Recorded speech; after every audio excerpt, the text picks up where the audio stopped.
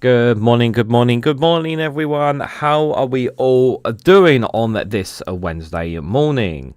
This is Reganelite here. Hello, everyone. How you guys doing? Hope you guys are all doing well. Welcome to Good Morning with myself, Reganelite, and also Prime Minister's Questions, which will take place at 12 o'clock as well. So those who are new to this live stream and just want to know what we do, so normally for this first hour here, which we normally do every Monday to Friday here, is I'll give you guys today's daily quote. We have a look at the weather forecast. That's going to be happening in the next few days. Then we have a look at see what the media is talking about. We actually go to the websites themselves. We actually see what the headlines they are, and we share our thoughts in the chat there. And that's basically, we normally do that up to 12 o'clock. But today, we also cover Prime Minister's Questions. So we go, basically, you don't need to leave the feed. You can just stay here. So as soon as we get to 12 o'clock, or just before 12 o'clock, we switch over to Prime Minister's Questions to see what's going on there. So today we'll be looking at some world news, guys. Normally we'd be looking at UK news, but we're going to be looking at world news. We're going to be talking about, we've covered quite a bit of UK news for the last couple of days anyway. Plus we're going to be going into Prime Minister's Questions. Of course, a lot of talk is going to be around the Iran war anyway. Just a couple of notes just for reference here. A reminder: tomorrow evening will be the non-politics live stream. We'll be talking about films, talk about movies. I want to talk about some Chuck Norris ones. May him rest in peace as well. There, so that'll be a lot of fun. It's not a serious live stream. It's more of a casual thing there. So I wouldn't worry about. So it's not like a serious live stream. A very casual one indeed there. So if you just want to join me for a bit of a casual live stream talking about films and whatnot, you can join me for that tomorrow night. Not only do we have this live stream going on, but we got another one tonight called Reganelite's Watch Along. And what we normally do on that live stream tonight at 8 o'clock is we normally get clips. I get clips from X or Twitter, if you want to call it, and we watch and react to certain ones, lots of them. And there's always some fascinating stuff to see on there and to give our reactions to. I find that one very, very. I do tend to get a lot of quite reactionary to certain clips on there as well. So we got that live stream tonight at 8 p.m. if you guys want to join me for that as well. We are also, just for reference, not just live streamed here on youtube.com/Reganelite, where the majority of the community is, but we're also on twitch.tv/Reganelite1 as well. So if you want to follow me on Twitch TV as well, at some point I plan to do a Twitch only live stream at some point, so I'm definitely looking forward to doing that at some point as well. It's going to be very interesting when I do. Let's see how many people actually will come over to watch the live stream. That would definitely be fascinating to say the least. Right, let's have a look and see who's in the chat here. I can't see the first comment right at the top for some reason here, and somebody keeps messaging me on Facebook Messenger. I wish they would go away. Please stop messaging me. Billy Kerr, yeah, because I have a wrestling page, I get a lot of I get some very weird people that ask me very weird messages. Yeah, I know. And we've got someone who's spamming it. I wish I should turn notifications off on it. Billy Kershaw, good morning to you. Hope you are doing well. Ellie, one of our new moderators, good to see you there. Hope you are doing well. Scott Hayes, good to see you there. Hope you're doing well. Let me scroll down. Martin Howard, good morning to you. Hope you're doing well. Diane, good morning to you. Hope you're doing well there. Witchygoff, good morning to you. Make sure you check out Witchygoff's YouTube channel if you're not a subscriber. Do check her out. Give it a subscribe. Check out when she goes live next. Join the conversation. She has a lovely community she has there on when she goes live as well. So do consider checking out Witchygoff there. Some really wonderful stuff she does there.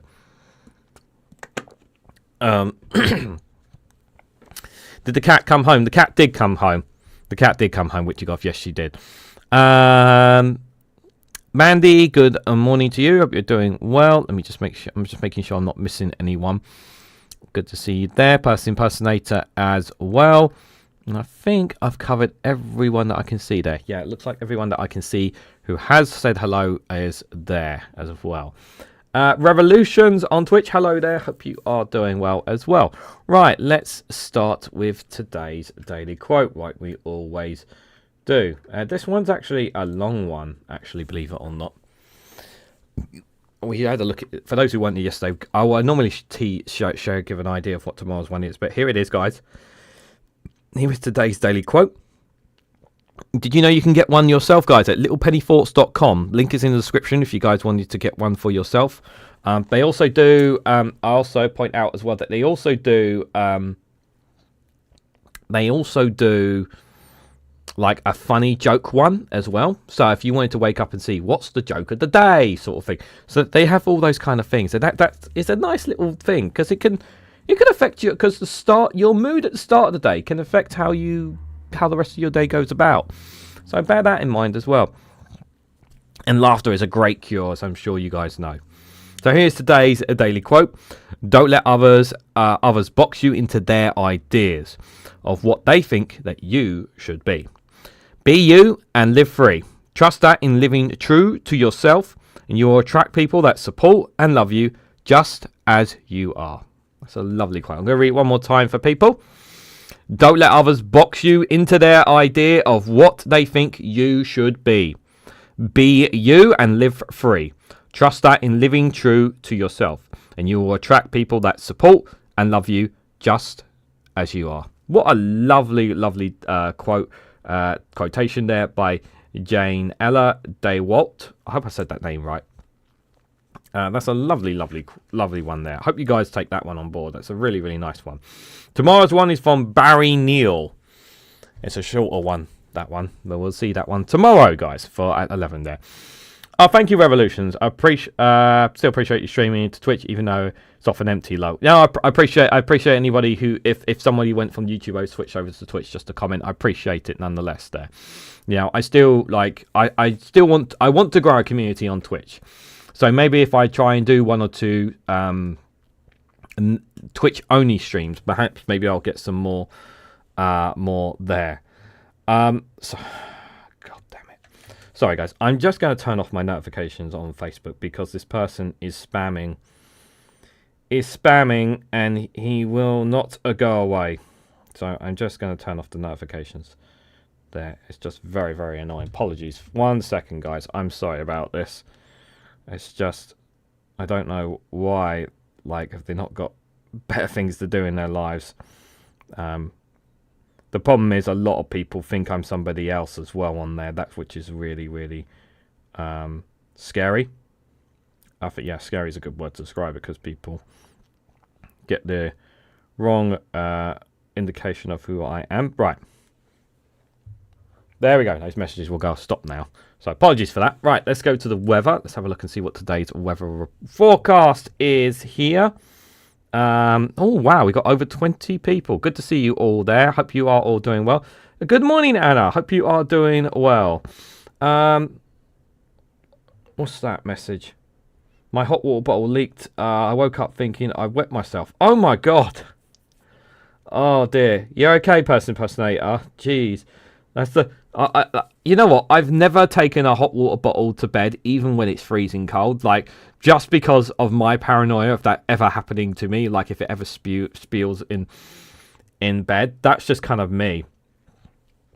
There. So...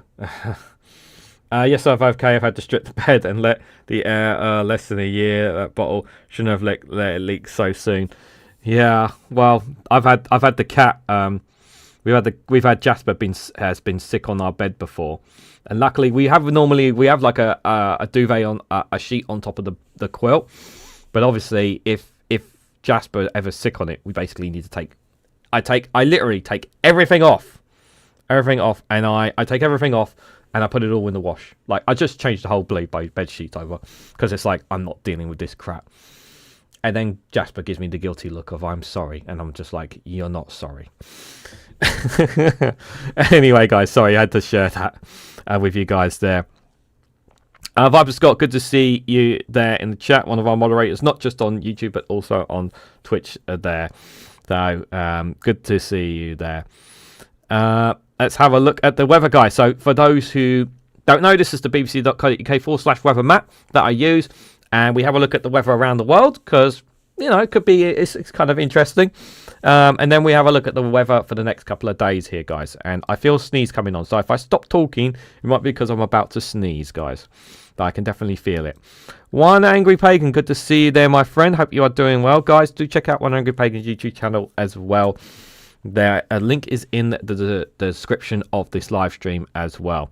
So we're starting with North America here. We've got Yellowknife at -22, Churchill -24, Anchorage at -14. They are some of the coldest places on the planet.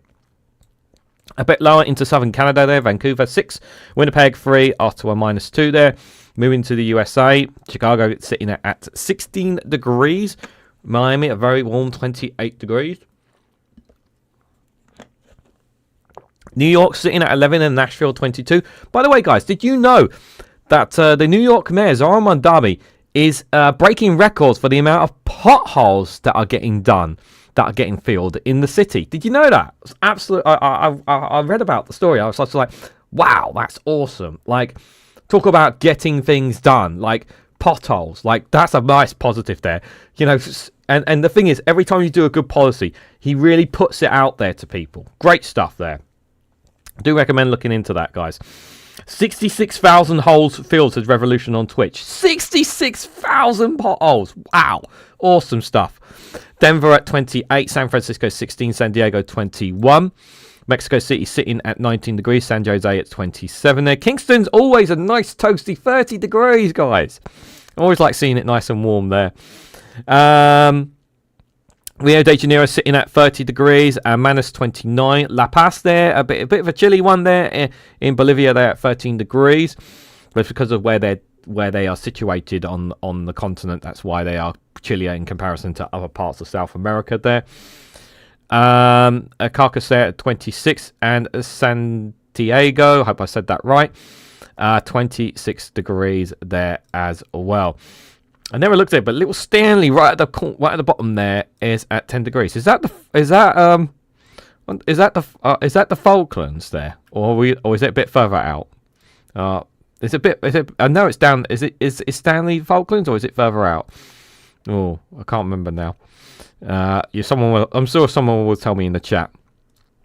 Lagos 29 in Africa here. Dar es Salaam's at 25 degrees, so some warm temperatures there. There are some pots of showers here and there.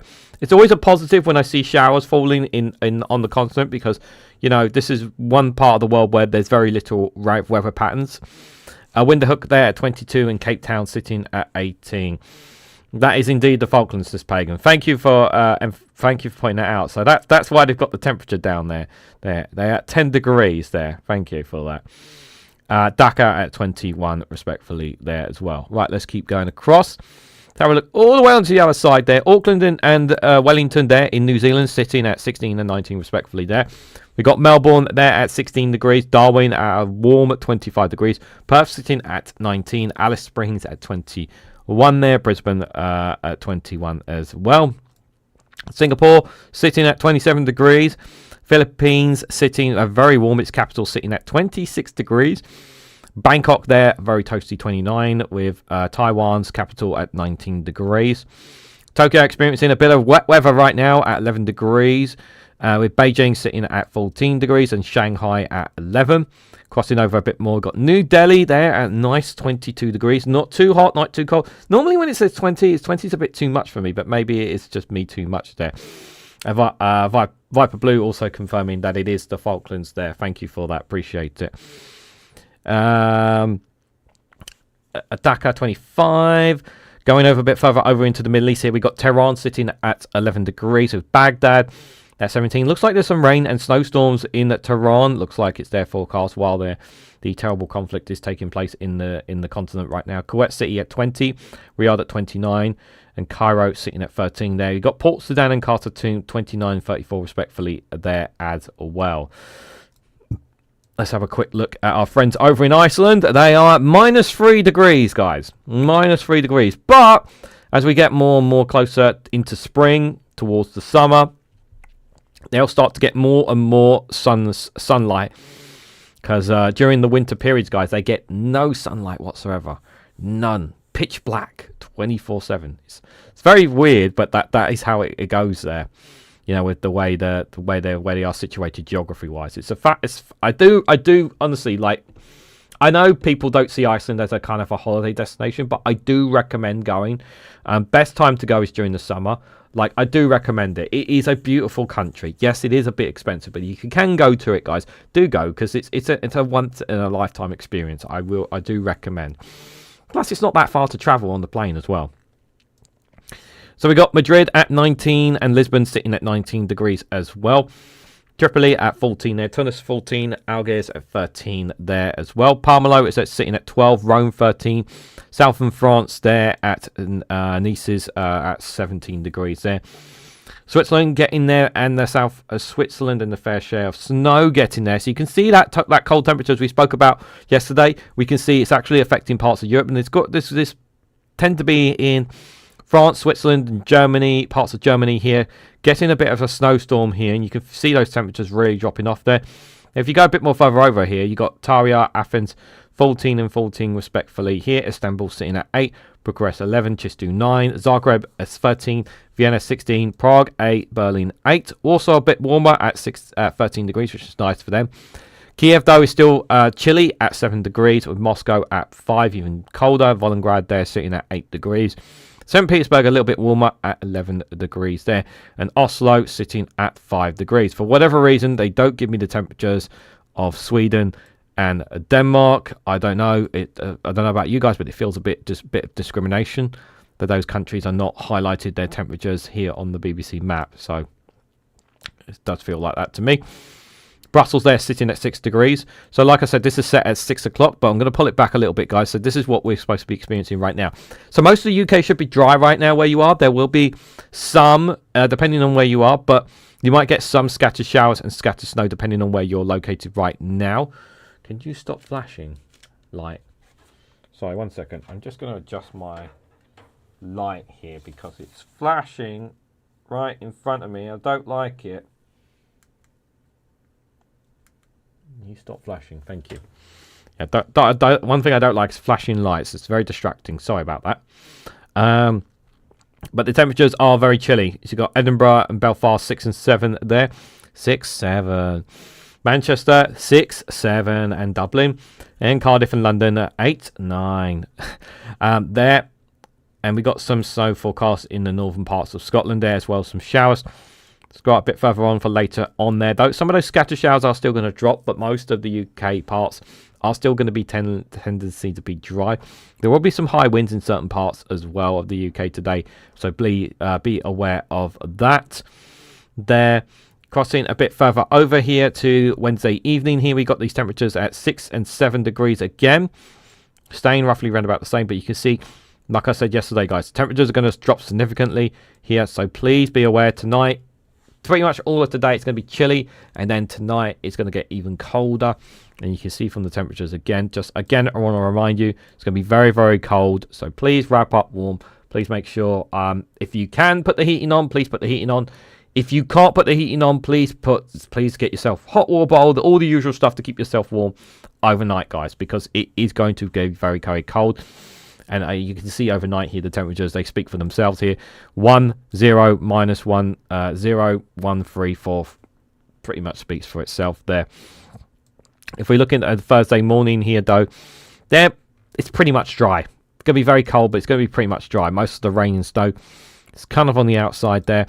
And again, for lunchtime, temperatures do pick it back up to 8 and 9 and 10 degrees in some parts. So Thursday morning will be very, very cold, but very, very dry. So you don't need to worry too much about brolly or anything like that. There's what I will say there. But if I scroll a bit further over, later on in the afternoon, I'm sorry, Scotland, but you guys are going to be getting some snow and some rain forecast later on tomorrow as well. I was wondering why the Twitch chat screen wasn't moving there.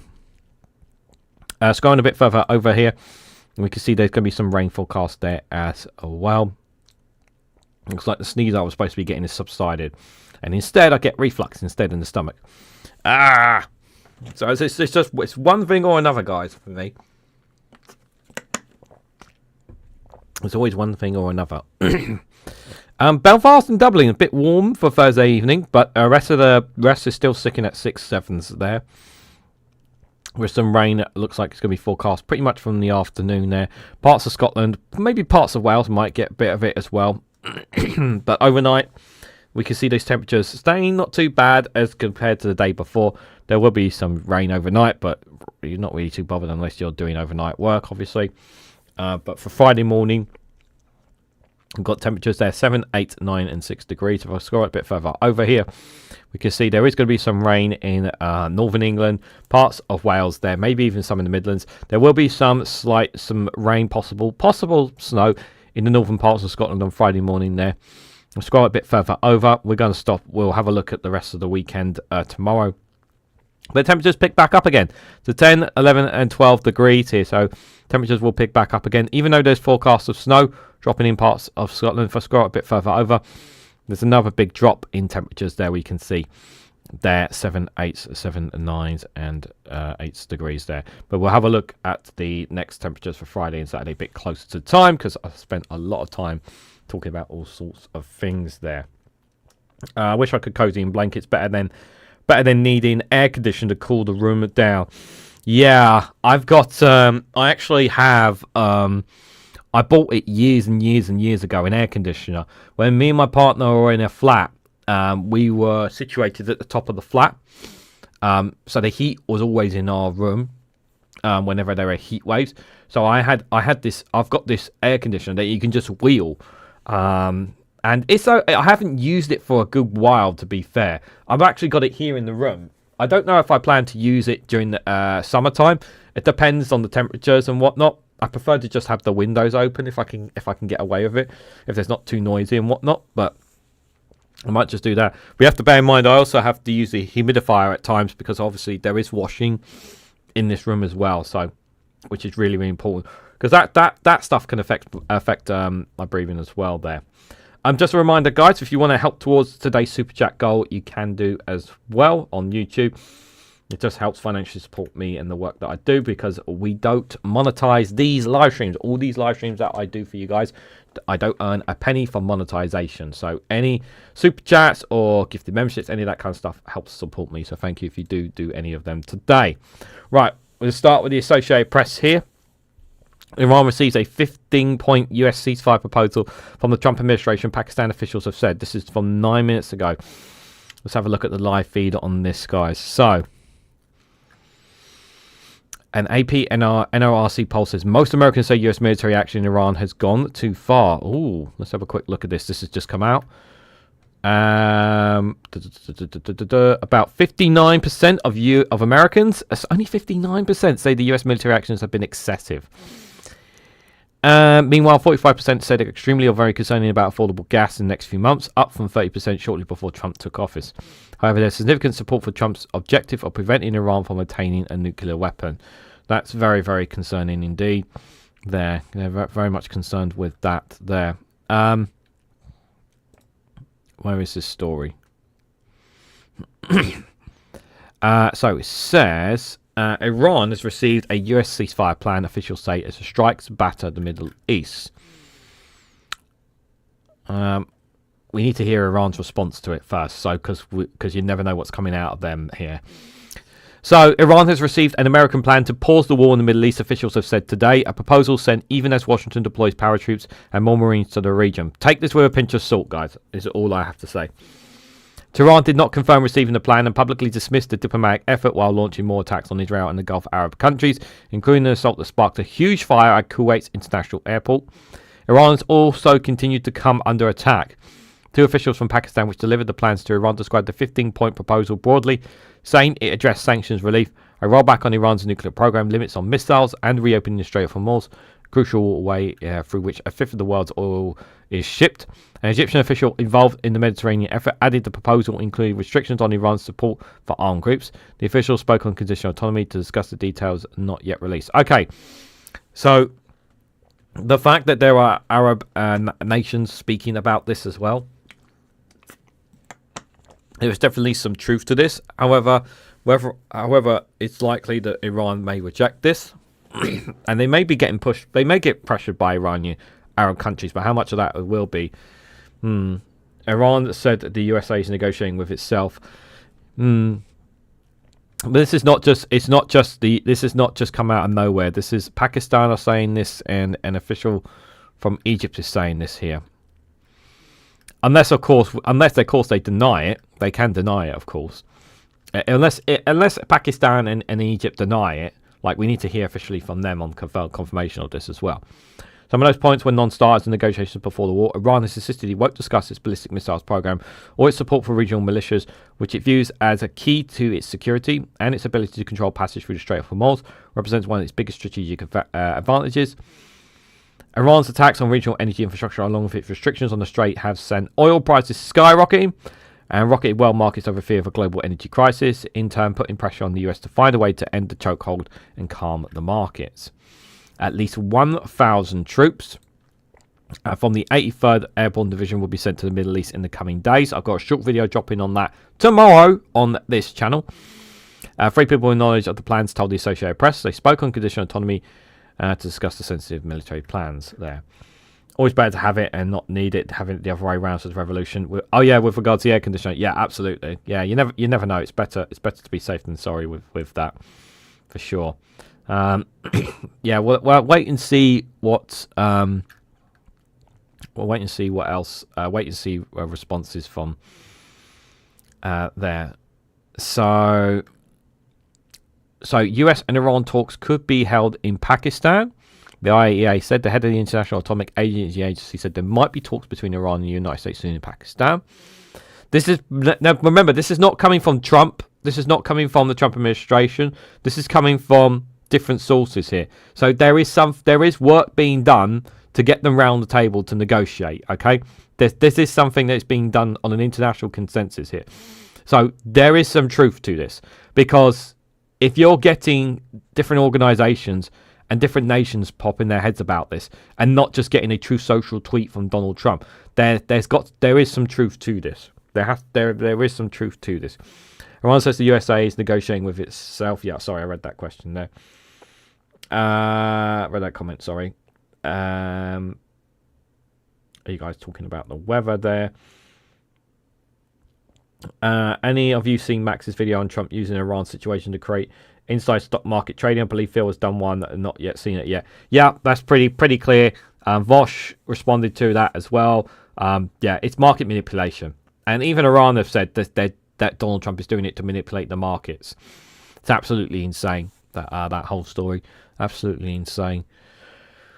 Iran says it will file sovereignty complaint to the United Nations. So I have to laugh, because it feels like the United Nations doesn't do anything in response to it. I told Associated Press on Wednesday that Iraqi security forces have lost it's lost 80 members, 150 wounded since the Middle Eastern war began. I said the US has violated Iraq's airspace, while Iran is to blame for attacks against Kurdish forces in the country's north. We are against the aggression on Iran because it's not justified, he said about the war, which was launched by the US and Israel. He said the security forces, including Iraq's Popular Mobilization Force, a coalition of Iran-backed militia that is normally under the control of the Iraq military. South Korea downplays gas worries linked to Qatar's power plant. They get damaged about 20% of the country's capacity to take on 3 for 5 years of restricting store. It's a lot they rely on there. Qatar proves outdoor gatherings after lull in attacks. Qatar's announced outdoor gatherings, including wedding parties and funerals, may be held. Are you mad? The Interior Minister announced takes effect on Wednesday after a month of restrictions. Would Iran really strike at a wedding and a funeral? I hope not. I hope not. That is very dangerous, though. Israel issues flurries of missile attacks on Iran. There are no immediate reports of injuries.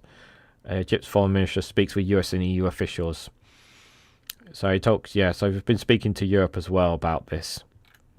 Yeah, so these talks are there's definitely talks happening for sure. Analysis says ceasefire is making progress. This was 9:18 this morning here.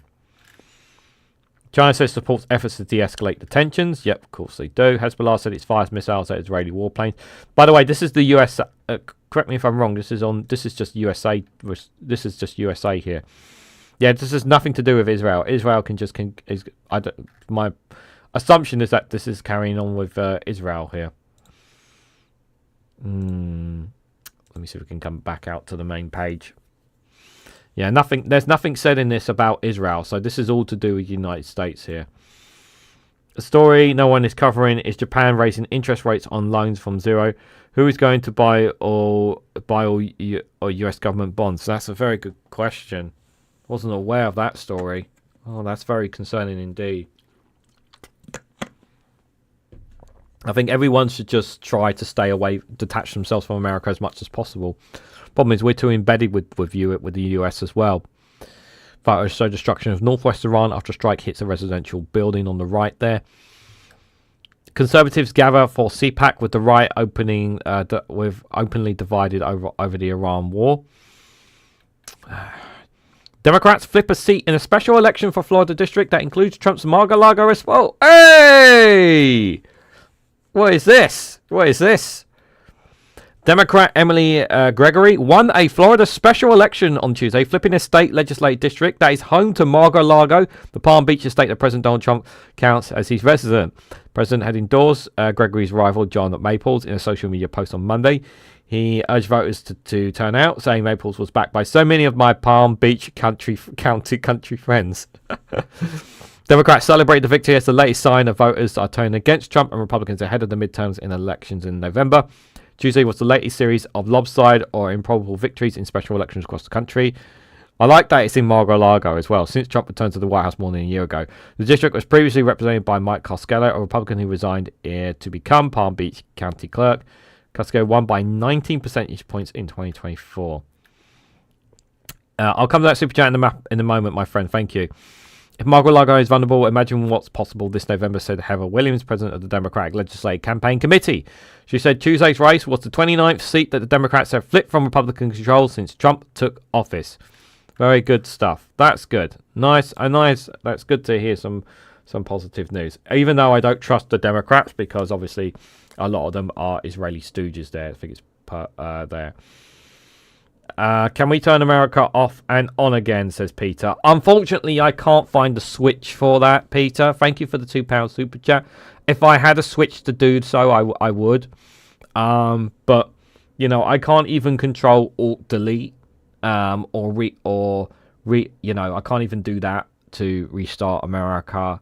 I can't press the reset button, unfortunately. So it's on. I can't switch it. I can't switch America off and back on, I'm afraid. But thank you for the £2 super chat. I appreciate it. Good morning, DJ Marty Moo. Yep, we'll catch you later at PMQs. Thank you for popping in. Appreciate it. There. What else is happening? Seconds before the Lagola crash, controls cleared the fire truck across the runway, the NTSB said. Yeah. Unfortunately, guys, the footage was I saw the footage of the collision on Twitter. It was very horrifying to see. Yeah, they as soon as they gave the order, they couldn't tell them to stop it, and it was too late. Yeah, absolute tragedy there. This is one of the biggest never mind the Iraq war, right? This is one of the biggest scandals right now in the United States of America that people aren't talking about, this story here. Airport destructions abound as senators chase deal to end the Homeland Security budget standoff. You've got people in airports up and down the USA queuing for 4, 6, 8, 10 hours, some even as much as a day, to travel around the country, if not, or abroad specifically. This is an absolute nightmare for people. People just cannot, there's just not enough TSA workers because they're just not getting paid. They haven't been paid in, I think it's 8 weeks now. They've been working for 8 weeks without any pay. And you're expecting them to, and the fact that a lot of them have just simply quit their jobs or gone off sick, and rightfully so, because why the hell should they keep working for free when they know they're not going to get a single penny from this government? And it's really is a case of the ball is in the Republicans' court to deal with this. The Democrats have made their position clear because the partial government shutdown with regards to this, to get the TSA people being paid, relies on concessions to rein in ICE. And At the same time, you have ICE agents at US airports getting full pay. They can't do the job of the TSA agents because they don't know officers, because they haven't got the training necessary to do so. It's a massive scandal that is not talked enough about in America. And the thing that really infuriates me is that there's not enough. The mainstream media in America is not talking enough about this chaos. Like, they are touching on it, but obviously the Iran war is taking priority. But this should be a bigger scandal. This really should be. And not only that, every day that goes past, I don't know. One of the things that really infuriates me is we know that one of the things that influences politicians is lobbyists, private businesses and companies, right? Why the hell is there not enough lobbying? Why is there not enough lobbying on the Republican Party to make concessions to the Democrats to get this sorted? I don't understand why airlines, businesses are not pressuring the Republicans to do more to get the concessions they need, because every single day that this continues, the US economy continues to get tanked. It's already getting tanked already, but businesses and livelihoods are getting disrupted by this. 6 to 8 hours. Some people, they're queuing up for 6 to 8 hours and they don't even get on their flight. They don't even get on their flight, guys. It's so heartbreaking. Absolutely heartbreaking. Like, just look at this. This is just Houston here. Just one example. Look at these queues that they have to go through. And obviously there's time sped it up there, but you can just see what they have to go through because there's so few staff. And they're standing there for hours and hours and hours. It's a terrible, terrible situation. More concerned about the lack of support for tower control scene. TSA could sod off and barely be missed. So low bribes for more for profit, not for morals. Yeah, I feel. You know what I think. You know, I've already touched on the aircraft incident, but of course, you know, had there been another controller in the tower, would that have happened? Probably not. But that's also, I also blame not just the Trump administration for not resolving this issue, but also it's also worth pointing out that when the Trump administration came in, they did significant cuts to the aviation industry. You know, the whole Doge. Remember, there was lots and lots of cutting in this sector as well, which led to lots of planes crashing. So it's worth reminding ourselves of that as well. My advice, the best advice I could have to anyone who's listening from America, unless you absolutely have no choice but to fly, then please go. But if you can drive, if you're planning a holiday, if you've already booked a holiday or whatnot, just cancel it. Try and get a refund, because you're just not going to be getting on that plane right now. Is my message to people. Like, please take alternatives. Like, if you can drive. Yes, it may take hours for you to get on one side of the country to another. Or maybe even drive to Canada to fly out to your holiday. I don't know, but you ain't doing it in the USA right now. That's the message I have for people. This is not worth your life, spending all day in queues. It's just not.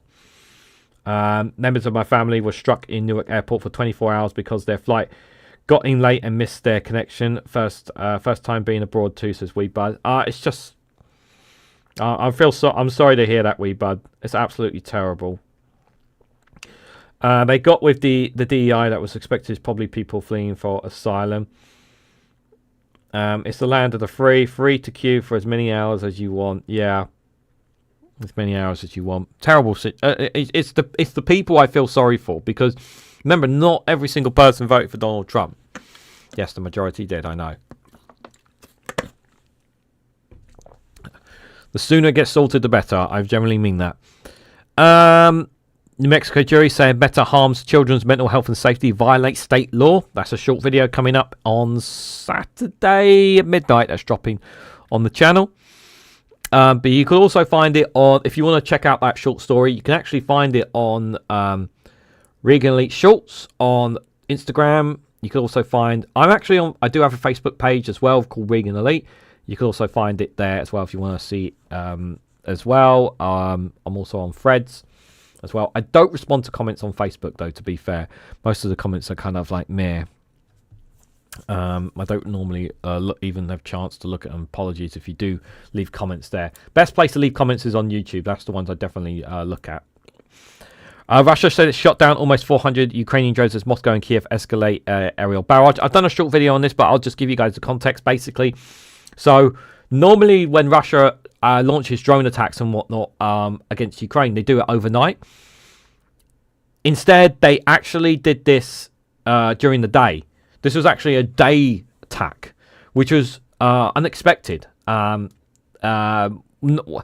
know, they're on high alert all the time, but they did not expect an attack during the day there.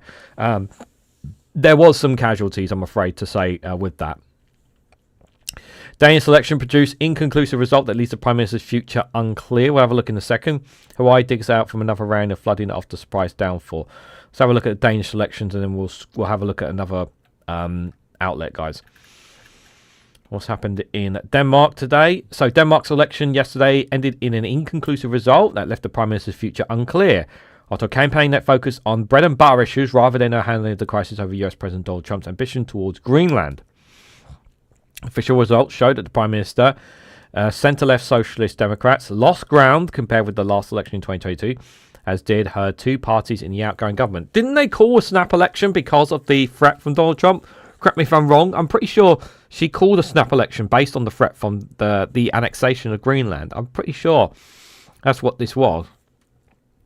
Neither left-leaning nor right-leaning blogs won a majority in Parliament. That left experienced Foreign Minister Lars, a former Prime Minister, in the role of kingmaker. His centrist moderate party with 14 lawmakers and 179-seat Parliament is in position to determine whether Ferguson can serve a third term at the helm of the European Union and NATO country. Ferguson said she's ready to stay on as Prime Minister. The world is unsettled. There are strong winds around us, she said. Denmark needs a stable government, a competitive government ready to take the lead. I think, given the current climate right now, in the situation that we're in, it would be in the interest of the Danish people if they just kept the same government they have right now. Given the current climate, personally. But it's up to them at the end of the day what they want to do. It's called on rivals on the left and right to climb down for some positions. They stalk out in the campaign to come play with us. Denmark is a small country of 6 million people in a world of 8 billion, which is in upheaval. There is a war in Iran. There's a war in Ukraine. He said. He argued that we are one tribe. We must come together. We must not be divided. Defence Minister Charles Palunga's best placed centre-right challenger to Ferguson made clear that he and his Liberal Party don't intend to go into government with her Social Democrats again. Social Democrats remain the biggest single party by some distance, but with 21.9% of the vote, well below the 27.5% they took in the 2022 election. So they did lose numbers there.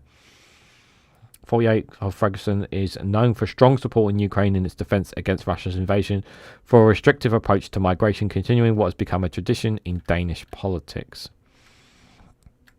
Yeah, so they did call it. They called her election in February, several months before she had to. She apparently hoped her resolve image in the standoff over Trump's push for control of Greenland, rallying European allies behind Denmark, would help her with her voters. Ah, I see. So they were running out of time to call an election anyway, but because of the whole Trump thing, that's when she called it. Because because of what was Trump going on with Trump, and you'd hope people will rally around the flag, rally around the government. Her support previously warned as the cost of living rose, something issued along with pensions, potential wealth tax has been prominent campaign issues. No single party is being expected to come anywhere near winning a majority. Denmark's system of proportional representation typically produces coalition governments traditionally made up of several parties from either the red bloc or the left or the blue bloc on the right after weeks of negotiations. Ferguson's outgoing administration was the first in decades to straddle to the left-right divide. Well, keep an eye on it, see what exactly is going to happen. But it looks like there's a bit of a hung parliament sort of there, considering the numbers there. But there's definitely going to be a lot of talking after for sure. We'll see how they turn out for there, guys. I want to point out the lull was for the joke about flying from Canada, as I know he was splitting attention. No worries, Revolution. No, you're good. You're all good. You're all good. You're all good.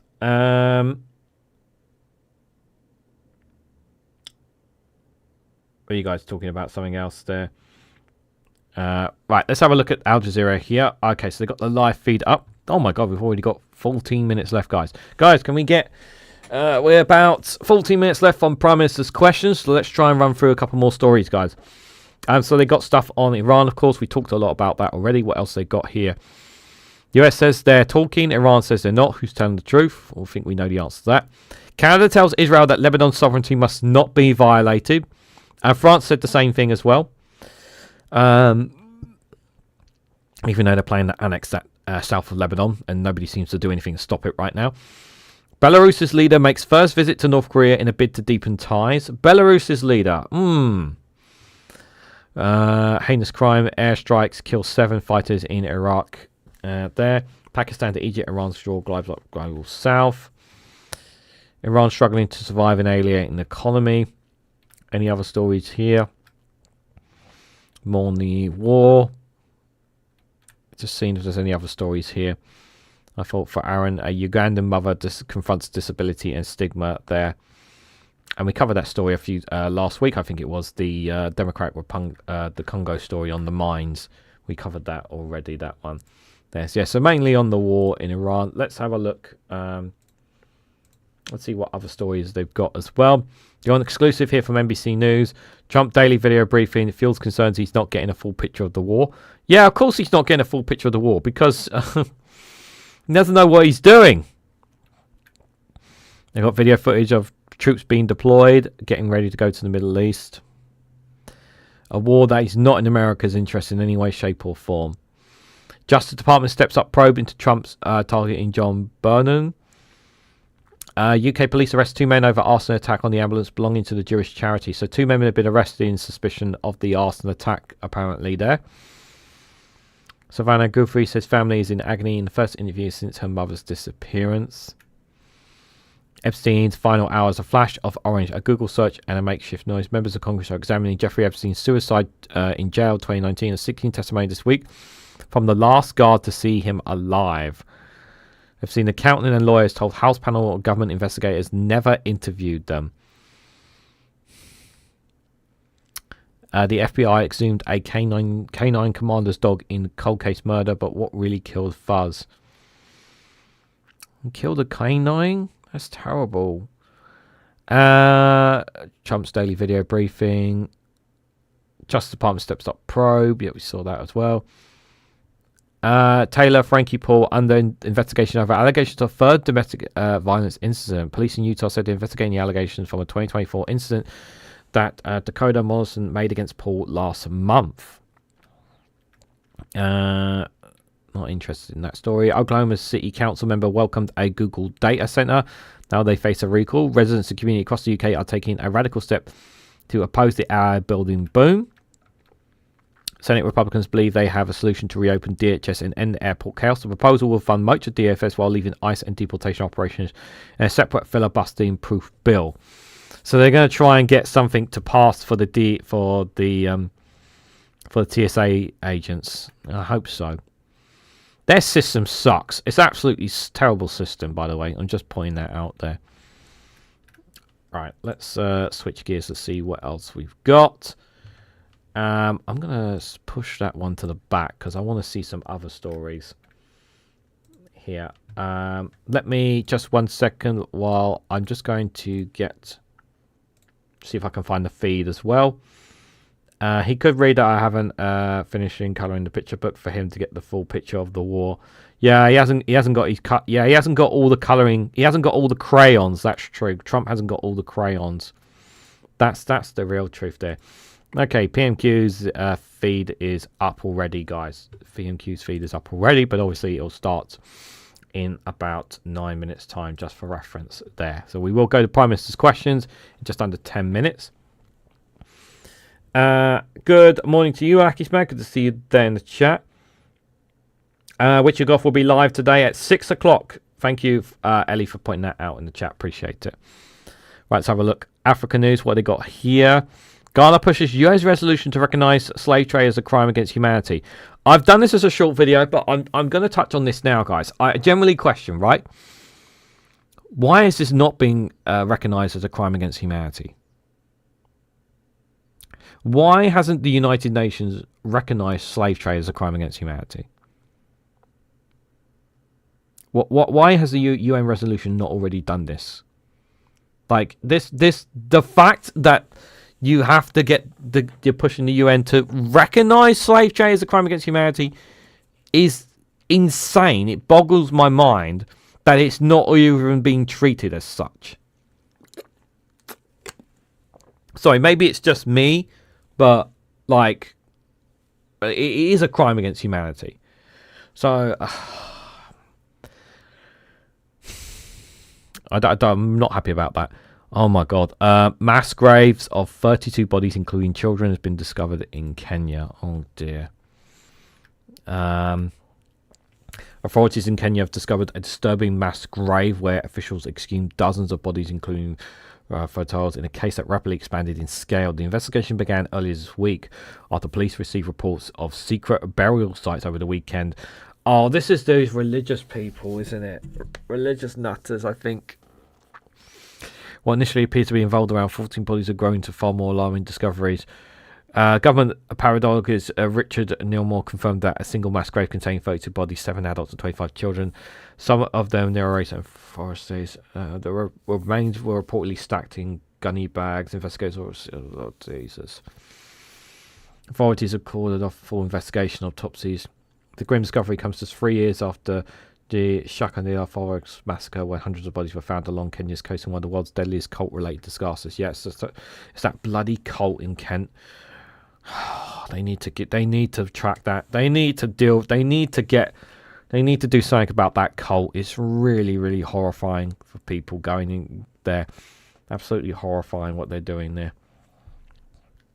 Yeah, it's a cult that's basically I don't want to get into the details personally, but it's really uncomfortable. Let me put it that way. What else is there? Second set of rare gorilla twins born in DR Congo Reserve Goma. Oh, a positive story. Second set of rare gorilla twins born in Democratic Republic of Congo. Let's have a listen. Got a video here. I think that's a story worth listening to. An endangered mountain gorilla has given birth to twins in the Virunga National Park in the Eastern Democratic Republic of Congo, 2 months after the birth and discovery of another set of gorilla twins. Fewer than 1% of mountain gorilla pregnancies result in twins, according to scientists.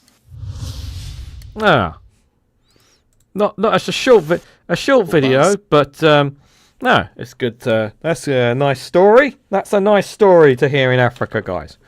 I like stories like that. That was definitely worth looking at, for sure. Good to hear. Good to hear. Ivory Coast cocoa producers suffers amid global price fall. Ghana and European Union agree to defensive pact. I'm looking at stories on the right-hand side just for reference. People wondering what I'm looking at. Iran's parliament speaker, no negotiations with the US. US universities candle Mama honor over LGBTQ bill concerns. Senegal fisherman bears the cost of industrial and illegal fishing as well there. So those are some of the stories there from Africa News. Let's have a look at the Kiev Independent. We've still got a bit of time left. Obviously, if anyone wants to help contribute towards today's Super Chat goal, will also be greatly appreciated as well. If you want to help financially support the work that I do here, you can do on YouTube. Be greatly appreciated. What kind of accent was that? An African accent, Leapskin, because it's from Africa. It's African News. That's why. Hopefully, I generally mean this. I hope you guys understood what he was saying. Hopefully, I really do. Right, let's have a look at Kiev Independent. So we know about, like I said, that short video is going to come out there. Ukraine's air defense downs 97% of Russian kamikaze drones in a rare mass daytime strike. Yeah, like I said, it was a daytime strike yesterday, which was very, very rare indeed. Russian government orders Moscow internet shutdown amid security concerns. Independent media is reporting, according to Bell's sources, Scientific and Technical Service Department of the Russian Security Service received orders from above to shut down the internet in response to unspecified security threats. If you want to know more about what's going on inside Russia, I recommend the YouTube channel, youtube.com/Inside Russia with Konstantin. who is an exile in Russia, exiled out of Russia, living in, can't remember what countries he's living in, but he has very good sources from people inside Russia there. So if you want to get some, he normally does a 1 hour stream or so. It's a very, very good one. I do recommend checking it out if you want to know what things about inside Russia. He's a very nice, comes across as a very nice guy as well. I'd love to meet him and chat with him about stuff sometime as well. I don't think he's too big of a channel, but I'd love to talk to him about Russia. Ukraine's military destroys Russian Zircon missile launcher in occupied Crimea. Ukraine's air defense is down, and 97% of Russians' kamikaze drones in a rare mass daytime strike there as well. Trump urges Hungarians to vote for Orban, calls him a true fan fighter winner. Yeah, that's just trying to rig the election there. I hope that Trump's endorsement actually puts more Hungarians off. I generally hope so. General Staff has announced that Russia has lost 1.2 million soldiers. Any other stories here that we haven't seen? Ukraine believes Tucker Carlson works for Putin amid growing US scrutiny. Oh, come on. Like, we saw, like, you only need to see the video footage of Tucker Carlson in his time in Moscow to know that. Come on. The interview he had with Putin, how he was talking about the trolleys in Moscow. Like, come on. Thank you, Martin, for the £2 super chat for the guilt trip there. Thank you. Just 3 more to go. 3 more super chats to go. Thank you, Martin, for helping contribute for that. Really appreciate it. I wish we evolved from gorillas. Would be interesting evolving from a vegan rather than an omnivorous revolution. Russia pushes to ban Telegram and will hinder its economy war efforts. Yeah, I don't know why they want to do that. That is the channel they use more than anything there, to be fair. Exclusive, the mineral deal that sparked backlash is now backing Ukraine's drone edge as well. We'll have to stop here, guys, just because of the time. Russia's full-scale missile attack, and that's yesterday's strike there as well. Okay, we're going to leave it there. Let me just make sure I've got the feed right up to... Can we go to live feed? Can we go to as live? I want it on live, thank you. There we go. Okay, so give me just one moment before I come to you guys in the chat. Where is my camera? Aha! There we go. Prime Minister's not sat down yet, so I'll have a look and see what you guys are saying in chat. Oh no, I literally just said that and the PM just sat down. Joe, good to see you there. Hope you're doing well. Just a view, like, no worries. Good to see you there. Hope you're doing well. Great news, says one angry pagan. Yeah, the gorilla news. Yeah, it's a nice story. It's nice to see 1 or 2 nice stories. By the way, if you guys like good news stories, every Sunday at 8 a.m. I drop a good news story there. There's a playlist you can check out called the Good News Good Vibe playlist. It's on the home tab as well. So if you guys want to check out a bunch of awesome, great, heartwarming good news videos, do check out that playlist, guys. It's really, really nice. It's one that I really enjoy doing, and some of them get me very emotional. Some of those videos get me very, very emotional when I'm talking about them. So if you do love a good news story, do check that out there indeed. No worries, guys. If you're not interested in PMQs, that's fine. Thank you, guys. I appreciate you being here nonetheless. But we are going to go into PMQs now. There'll be another Good Morning show tomorrow at 11 as normal. And again, just to remind people, I'll be live tonight at 8 p.m. as well with watch along as well. I'm just waiting for them to start, guys, which should be very soon. Here, this is at the moment. They're just finishing the last of questions there, just for reference there. Is that there's an 8 a.m. on Sundays. It's not a live stream, it's a video, Martin. It's just a video. I don't do live streams on the weekends, but if you want a good news story, every Sunday at 8 a.m. I drop a video on the channel. But yeah, do check out the playlist. If you go onto the homepage of YouTube, you can find it there. Right, are we starting yet? Oh my god, we're still not started yet. It's 12 o'clock. Oh, there's Kemi. I was wondering where she was. I wasn't sure if she was sitting down yet. Putin is Christian. That's enough for Tucker, or rather Christian. Yeah, well, he can talk about how much he believes in faith in God and whatnot, but sending his own people to die is not very Christian of him. But yeah, a lot of people do hide behind their religion there, for sure. I cannot bear Bagonot's voice. Yep, I don't blame you guys for saying that. Don't blame you for saying that there. So it's that's totally fine. I understand that, guys. Be interesting to see how this goes, that's for sure. I'm sure Kemi Bagonot won't mess it up again, like she always does. Questions. Cat Smith. Question number 1, Mr. Speaker. Prime Minister. Thank you, Mr. Speaker. An attack on Britain's Jewish community is an attack on all of us. And Mr. Speaker, I'm pleased to say that London ambulances have now replaced the Hatzola ambulances and that the NHS will pay for the permanent replacements. We're also accelerating our social cohesion plan to strengthen our British values of tolerance, decency and respect. By the way, I just want to point out they do not take this kind of... They don't use this kind of tone and sincerity when it comes to Muslim and mosques attacks. I'm just saying that. Mr. Speaker, we're also strengthening our communities by extending Pride in Place, announcing the locations of 7 new towns and delivering over 300 new school-based nurseries. This is investment in our high streets, more homes and action to support working people with the cost of living. Mr. Speaker, today we will also celebrate the installation of the new Archbishop of Canterbury. It's a key role in our national life, and I wish her every success. This morning I had meetings with ministerial colleagues and others. In addition to my duties in this House, I shall have further such meetings later today. Smith. Thank you, Mr. Speaker. And I'd like to thank the Prime Minister for the £47 million that this government has given to Lancashire County Council to repair potholes. However, my constituents still feel like they need a moon buggy to navigate the streets of Lancashire.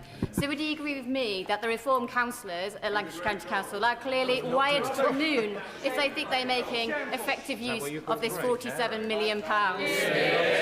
Well said. Well, can I extend my sympathy to residents in Lancashire who are being utterly failed by their reform county council? And, Mr. Speaker, it's the same picture across the country. In Kent, Reform are cutting social care.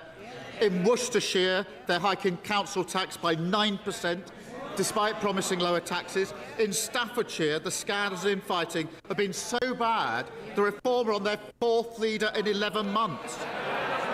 It's a warning to the whole country. Reform have nothing to offer but chaos, grievance and division.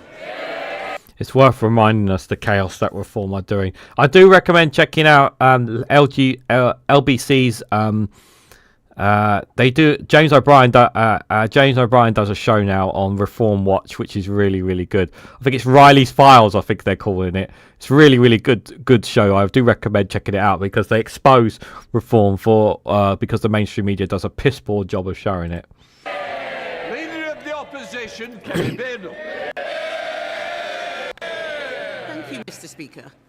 I asked the Prime Minister 6 questions last week, and he didn't answer a single one. He has a duty to this House, Mr. Speaker, to answer the question. Let's see if he can do better this week.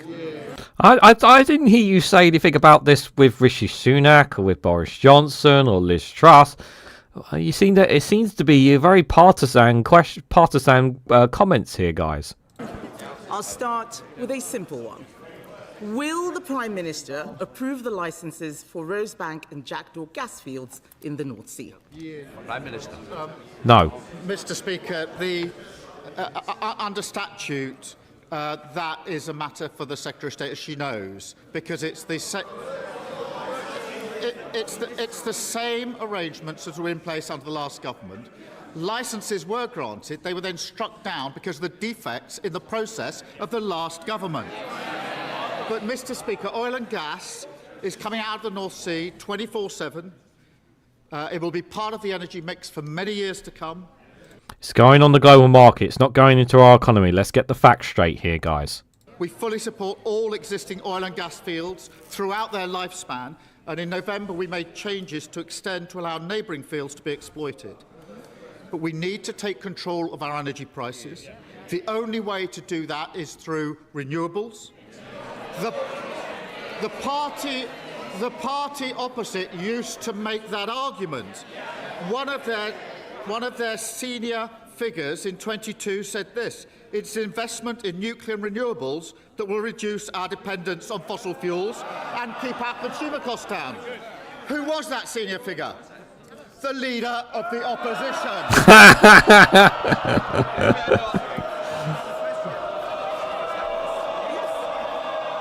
That oil and gas money is very, very good in her bank account, guys. That oil and gas lobbying money. It's very, very nice in the Conservatives' bank accounts and hers.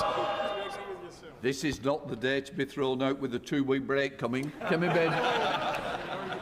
Mr. Speaker, we can have renewables and oil and gas. He says it's a matter for the Secretary of State.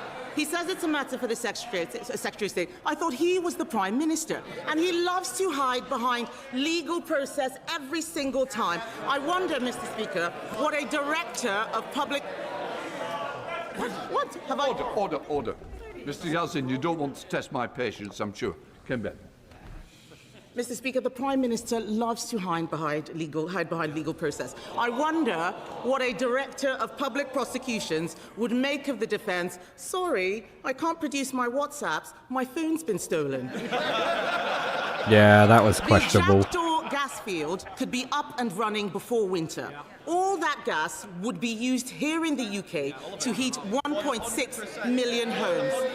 That is enough to power Norfolk, Suffolk and Essex put together. So will the Prime Minister approve the licences, or is the Energy Secretary running the government? Prime Minister. Mr. Speaker, legislation has been passed. It's absolutely clear that the quasi-judicial duty under legislation rests with the Secretary of State. I really think if she's going to put this challenge to me, she needs to read the legislation. That is the legislation that they applied for 14 years. It's exactly the legislation that they used to put the licences in place, which were then struck down because the process was defective. But, Mr. Speaker, let's be clear, when Russia invaded Ukraine, energy prices doubled. The 12-day war, oil prices hit £100 a barrel. In the last 4 weeks, because we're on the fossil fuel roller coaster, everybody has been held to ransom. The only way forward is to go further and faster on renewables. And the leader... Mr. Speaker, the leader of the opposition's approach is to outsource our foreign policy and let the US decide whether we go to war, to outsource our energy policy to Russia and Iran and let them set the price of energy. I will never do that because it's not in the British national interest. That last bit there, I don't think she actually wants to do that, but that last bit's not really feeling for me, but the rest of it is okay, I suppose. Mr. Speaker, he is hiding behind so many people. He is the Prime Minister. He can make this decision today. He can. He is so weak, he's the first person to be pushed down by the Energy Secretary. Let me remind him, Mr. Speaker, who is on my side. The unions, yes, GMB, they're on my side. Tony Blair. Mr. Speaker... Tony Blair! Tony Blair's on my side! Yes, Tony Blair, the same guy that, guess what, took us into a war that we did not want! He's a fucking war criminal! You're bigging up Tony bloody Blair! The guy is a war criminal! He sent our soldiers, British soldiers, English, Scottish, Welsh, to die for a war that none of us wanted. For a fake idea that there were weapons of mass destruction. Took us on a war based on a lie. The guy should be in prison for what he did. Fuck Tony Blair and fuck what his opinions are. Renewable UK. The very people that he's talking about, they are saying drill in the North Sea. Centrica, Octopus Energy, even Labour MPs. Let me quote the Labour member for Pembrokeshire who says, offshoring our carbon emissions might give a sense of moral superiority, but it is simply impoverishing our communities. We agree. So why does the Prime Minister think he knows better than everyone else? I'm going to have one. He knows better than the Conservatives. I think we can say that quite comfortably, to be fair. More go. The legislation, the statute, the law prescribes the decision maker. They know that. They should be embarrassed that she doesn't even. She's attacking me without having read the legislation. The legislation sets out who the decision maker is. It's the Secretary of State. It is not the Prime Minister. It has to be the Secretary of State, and it's a quasi-judicial process, exactly the process that they ran for many years. And Mr. Speaker, oil and gas is part of the mix for many years to come, but we do need to get onto renewables. But, Mr. Speaker, we're discussing this because of the war. We need to de-escalate. And that is, yes, we are. That is why I stuck to my principles not to join the war, but to act in collective self-defence. I appreciate the Leader of the Opposition doesn't get that. She wanted to jump into the war without regard to the consequences. And then do a mother of all U-turns. And now she's stranded without a thought-through position. And Mr. Speaker, when she was asked at the weekend whether she approved of the war, she said, that's a difficult one. It certainly is if you've got absolutely no judgment. Mr. Speaker, I'm going to let the Prime Minister in on a secret. He's the Prime Minister. He can change the legislation. Hiding behind the Energy Secretary is pathetic. Mr. Speaker, under his Labour government, we buy half the gas we use from Norway. Last year, Norway's Labour government drilled 49 wells in the North Sea. That's what Norway's Labour government did. Okay, I'm just going to stop here because I need to put this out here. Like, you can't make the comparisons to Norway to the UK because they put their money into funds, into reserves. The oil and the gas that is drilled in Norway actually contributes to the Norwegian economy. Ours does not. It goes on the global market. We don't make any money off it. We don't control the oil and gas. It's private companies. Norway controls theirs. It's a big, big difference. How many did Britain drill? 0. And by the way, also, it's also worth pointing out, Norway have for years now, over the last several years, and I'm pretty sure it was Pagan who brought this up to me on the EcoFlex show because we talked about this. They have looked for more environmental ways to drill out of the ground, more environmental ways to reduce the damage on the environment as they drill for oil and gas. They're looking at every single way that they can do it as the least damaging on the impact of climate change and the environment, as minimal damage as possible, and they're one of the best at doing that as well. For the first time since 1964, under his government, Britain drilled no wells. Why is energy security the right policy for Labour in Norway, but the wrong policy for Labour in Britain? Mr. Speaker, so now our attack is if you changed and passed some different law, you could take the decision, which she's challenging me today for not taking. It's absolutely ridiculous. Now, all that would do is to slow the process down. Oil and gas is coming out every day. There's a mix of that and renewables. But it's really important, Mr. Speaker, the most important thing to get energy security is to ensure we de-escalate this war. I know where I stand on this. We are not joining the war. She wanted to join the war. She didn't think through the consequences, and now she doesn't know where she stands on the most important issue facing this country at this time. The UK has so much coastline and so much tidal power available to be exploited just through its revolution as well. Yep, that's something that we've discussed on the EcoFlake show, myself and Pagan as well. We touched on that as well.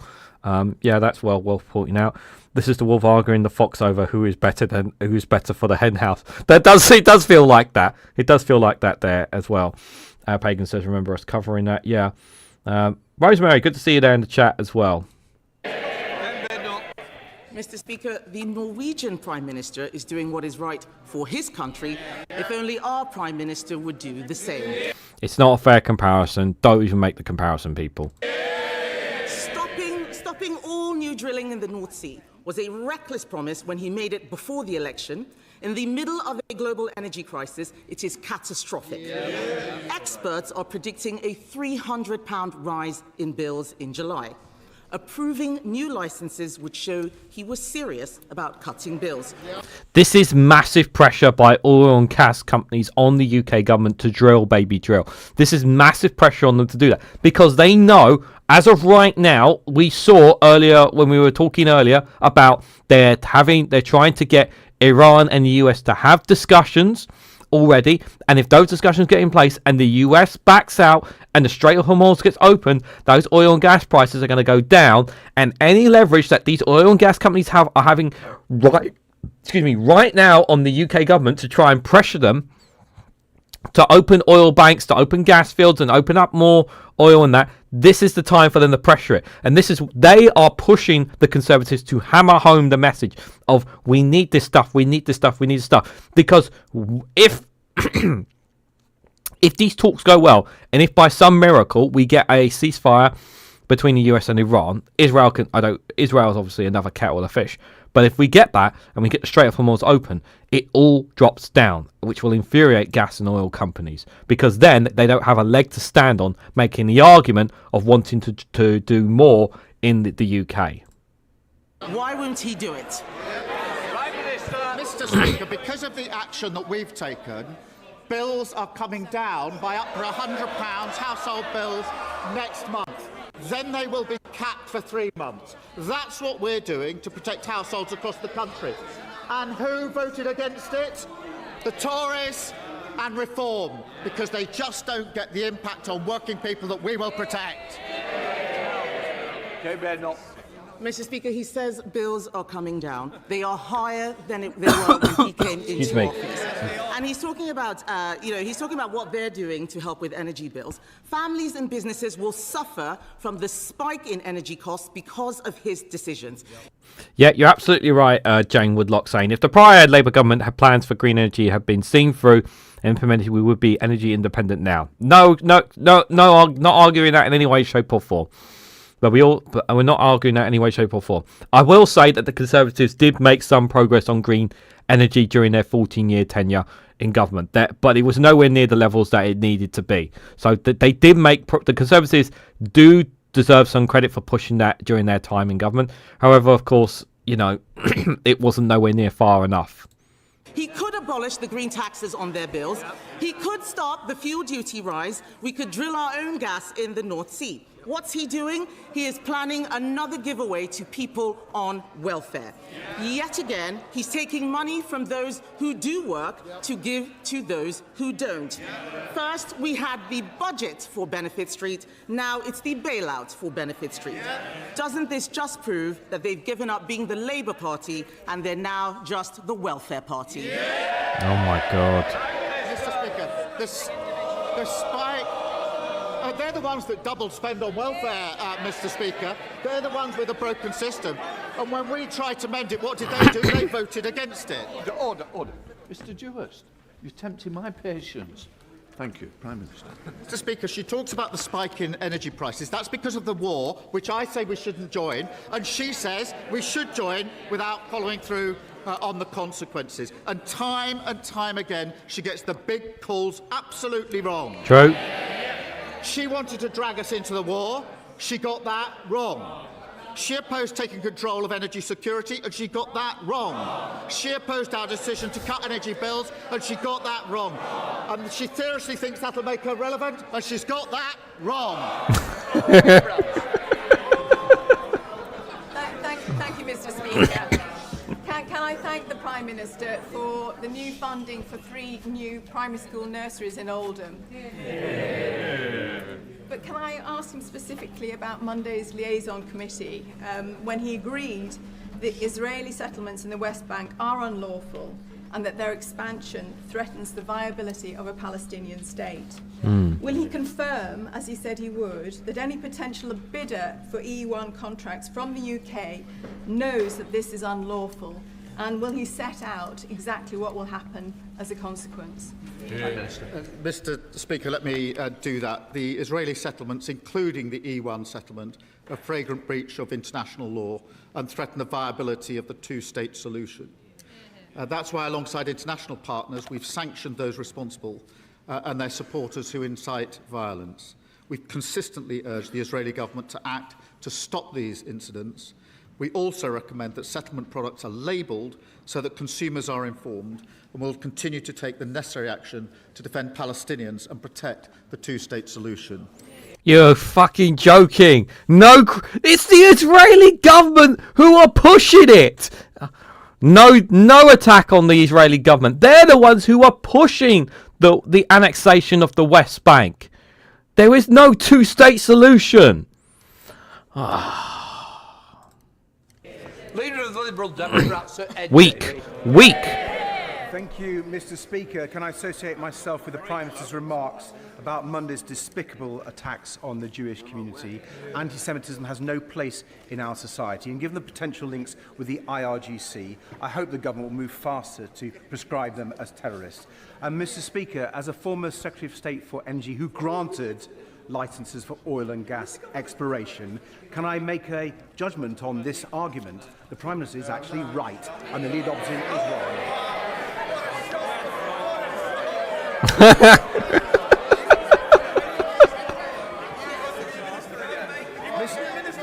Mr. Speaker, the law is clear and I believe in the rule of law. Mr. Speaker, just before President Trump posted about his supposed negotiations with Iran on Monday, traders made hundreds of millions of dollars of extra bets on oil futures. This looks like Donald Trump giving his mates insider information so they can make themselves richer, while his illegal war in Iran makes everyone else poorer. This looks like corruption of the very worst kind. Does the Prime Minister share my fear that Trump is making his war decisions based on what enriches himself and his friends rather than what makes peace in the Middle East? Good question. Well, can I thank him for his verdict? At least he's read the law that she obviously hasn't read. But, Mr. Speaker, in relation to the traders, we've seen the activity there. What I can say is that all of my decisions are based in the best interests of our country, and that's why I've decided that we will not get dragged into the war, unlike the Leader of the Opposition, and I've decided we will act in collective self-defence of ourselves and our allies. And so I comment on my actions, and they're the principles behind my actions. What are you going to do, just in case it starts happening here? What if we start having this activity on the FTSE? What if we start having this in the UK markets, not just the US markets? Are you going to take action then? David. Mr. Speaker, if Trump's war pushes up energy bills by £500, the Chancellor's very narrow plan simply won't cut it. And while I don't fall for the crocodile tears of the leader of the Conservatives, who cheered on this illegal war without a thought for the impact on people's energy bills, and the government is right to reject repeating Liz Truss's blanket cheque approach. I like Kevin saying, "Stop sucking up! Stop sucking up!" I love that, Kevin. Stop sucking up, you! Yeah. Look, I'm going to say this. Look, he is sucking up a little bit, but at the same time, he is also understanding the laws as well. But, Mr. Speaker, the government can't ignore the millions of families who don't get benefits, who already face a cost of living crisis. So can the Prime Minister at least guarantee to all those families and pensioners that he won't let their energy bills go up by £500 this year? You should promise that. Let me say my verdict. He's right about the Leader of the Opposition wanting to join the war, and she's wrong about that. At least he's read the legislation that I'm being challenged on. It does help. It does help. At least he's right. It's the leader of their party that said, let's all go to war without thinking through the consequences. We're now discussing the consequences. Mr. Speaker, in relation to the support, we've made clear the principles, the approach we'll take. We'll keep this under careful review. Energy bills for households are frozen until are capped until the end of June. It's really important I make clear that that's whatever happens in the conflict, because I know the public are concerned about that. We will then put in place appropriate support and look at how we put the principles behind it. So what basically, essentially, what Keir Starmer is waiting is he's hoping that by June, hopefully, cross fingers. I mean, obviously things can change, but hopefully by June, the war will have been, the Strait of Hormuz will have been at least open by then. But we'll obviously wait and see. But I'm sure they're looking at contingency plans just in case as well there. But I know Ed Davies has to ask that question, but he's not going to get an answer on it because we honestly don't know when this war is going to end. Thank you, Mr. Speaker, and can I associate myself with the Prime Minister's remarks on the terrible Golders Green attacks? Mr. Speaker, rebuilding trust and integrity in our democracy matters deeply to my constituents in Southampton. Shamefully, it doesn't matter at all to some, particularly the senior Reform UK politician who has been convicted of taking bribes from Russia. Does the Prime Minister agree that there has never been a more urgent need to defend our country from hostile forces who would try to undermine our democracy? And will he set out what concrete steps he is taking to crack down on foreign interference in British politics? Prime Minister. Can I thank my honourable friend? He makes a powerful point. Mr. Speaker, the Communities Secretary will make a statement later on the Rycroft review, which sets out the stark threats posed by illicit finance. I can tell the House we will act decisively to protect our democracy. That will include a moratorium on all political donations made through cryptocurrencies. Good. I hope that will be welcomed across the House. There is only one party leader has shown he will say anything, no matter how divisive, if he's paid to do so. Nigel Farage. Oh. Thank you, Mr. Speaker. Smash the gangs. That is what the Prime Minister promised us. Trust me, I will stop the boats from coming. But 70,000 later, and 1,000 in the last week, and too many young men that pose a threat to national security, is it not time to admit Smash the Gangs has been a total abject failure, along, frankly, with most of his other policies? Isn't it now time, he told us, as summer approaches, what is Plan B? Prime Minister. Well, Mr. Speaker, this is from the man in the party that voted against giving law enforcement counter-terrorism style powers to tackle it. So he wants the grievance, he doesn't want it sorted. And he has absolutely no judgment. He again said, let's join the war, let's all go to war. I want to make it perfectly clear he wants the war. A week later, screeching U-turn, we don't want to go to war. And he says, trust his judgment. Mr. Speaker, it's hard to take anything he says seriously. He promised lower tax, and now Reform councils are hiking council tax by 9%. Yep. In Worcestershire, this is what he said about Worcestershire. He said, we took control of a virtually bankrupt council. I wish we hadn't bothered. He asked for people's votes, and then he abandons them. Reform don't want to solve problems, they only want to exploit them. I am thankful for the opportunity to change this country for the better. He says he wish he hadn't bothered winning councils, because they're an absolute disgrace. It is a disgrace. To actually say that is really disgraceful to the voters in that area who really want to reform, and basically saying to them, I wish we hadn't inherited this mess. You know, it shows that you're not really in any way interested in actually doing politics, in actually improving the lives of people. Yes, the Conservatives have their problems, absolutely, but there are some Conservatives that actually do care about improving lives. Yes, I know it's a very few number. Okay, you can point it out in the chat, but but there are those in the Lib Dems and in Labour that generally do want to improve people's lives, and that you would like to think that the majority of politicians come in with that perspective, but we know that pretty much looking at those lot in the reform Russian group. They're only interested in one thing, in making money and empowering their friends and family with more money as well. Thank you, Mr. Speaker. Can I thank the Prime Minister for the £35 million of funding announced this week to transform Crucible Theatre and keep the world...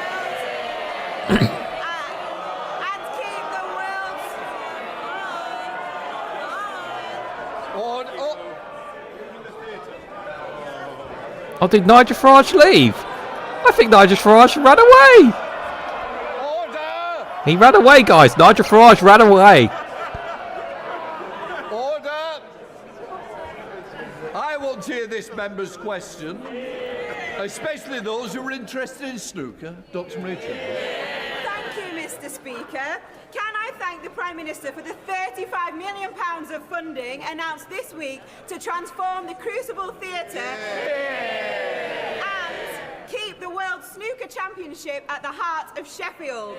Good. I want my constituents to be able to enjoy this fantastic tournament day and night, travelling by tram train from Stocksbridge to Sheffield via Outerbridge, Warncliffe Side and Deepcar. I'm grateful for our South Yorkshire Mayor, Oliver Coppard, for kick-starting these plans. Will the Prime Minister work with me and the South Yorkshire Mayor to ensure we get spades in the ground for a tram train extension to Stocksbridge as soon as possible so my constituents can enjoy the snooker? Mr. Speaker, I see Reform of Works walked out. They obviously realise they're absolutely snookered. Mr. Speaker. No, I don't think so. Sheffield and the Crucible Theatre are the beating heart of snooker, and I am delighted that we'll host the World Snooker Championships for many years to come, because this is what Labour stands for, investing in things that make us proud of the places that we live. Can I reassure my honourable friend we're working closely with South Yorkshire Combined Authority on better transport links, providing over £1.4 billion to spend on their priorities, which could include a new tram fleet, more modern stops or deliver extensions. This is a great story to hear. You know, stories like this where investment comes in the hearts of communities like this. This is a very positive story, and credit where credit is due to the government, to the mayor and the MP for the area, ensuring it continues. Thank you, Mr. Speaker. Last week I met my constituents Rob and Lizzie at the King's Arms Hotel in Melrose, which we run as part of a family business of 10 hotels across Scotland. They employ over 250 people, but their national insurance bill is going up by £288,000 because of Labour's tax on jobs. We need to get Britain working again, but this government's policies are doing the opposite. Does the Prime Minister understand the damage that he is doing to our economy, and how does he expect businesses like this to survive? Prime Minister. Mr. Speaker, the steps we've taken have been to repair the damage that was done by the previous government. And we took those steps, and the spring statement showed the results of those steps. Inflation coming down, interest rates coming down, and the economy stabilised. I know they don't understand that because they blew up the economy in the first place. Just giving the Mayor. Tony on Tony answer. Mr. Speaker, my constituents Tony and Rebecca Wadley received insulation under the Tory government's Eco4 scheme, but the work left their home with black mould, leaks, damp and even a solar fire, damage now requiring £100,000 worth of repairs. Outrageous. Rebecca is suicidal, Tony has had pneumonia, their asthmatic son cannot live at home, and like many others they are required under the rules to use the same contractor responsible for the faulty work, only up to £20,000. Now, will the Prime Minister commit to overhauling this broken system so that my constituents and many others can receive fully funded repairs carried out by a competent builder? What a terrible story. Mr. Speaker, an independent audit of the previous government's failed insulation schemes show unacceptable levels of failings. We've acted to make sure poor quality installations are fixed. It is important that those responsible are held to account for the cost of remediating the issues. I do recognise that there are some complicated cases. I'll make sure a Minister looks at her constituent's case and that urgent action is taken. Yes, please do. Thank you, Mr. Speaker. Now, the Prime Minister says that he's concerned about the cost of living. So can he explain why he allowed his government minister to give permission to reform-led Worcestershire County Council to inflict that 9% council tax hike on my constituents. Mr. Speaker, Reform have to take responsibility for their decisions, and they've moved out. John Trickett. Mr. Speaker, two members of the same family in my constituency recently suffered serious health problems. The NHS was there for them, as you would expect, and they're both hopefully now on the road to recovery. But the recently departed honourable member had a different idea, that we should have an insurance-based health policy, an American-style policy, and that family, whose cost would have been $1.2 million, would have been crucified financially by what happened. So will the Prime Minister take the opportunity to say that our principles on the NHS are that it's universal for everybody, that wealth does not give you privileged access, and that this is a public service, not a private service? Well said. I'm deeply sorry, sir, about the case that he raises. We are the party of the NHS, and we will always fight to ensure that it remains free at the point of use. Mr. Speaker, we inherited an NHS on its knees, but we are seeing progress. Waiting lists are down, patient satisfaction is improving. We got the best ambulance response times for half a decade. There's much more to do, but we're delivering the investment that's needed, and it was opposed by who? The Tories and the now departed Reform. The party Reform. Thank you, Mr. Speaker. My constituent Susan suffered horrific, unimaginable, lifelong injury from a pelvic mesh implant. She lost her business, her marriage, her health, and lives in constant 24-hour pain. I'd like to congratulate the new Minister for Public Health on her appointment after her tireless campaigning on this issue, which has clearly been recognised.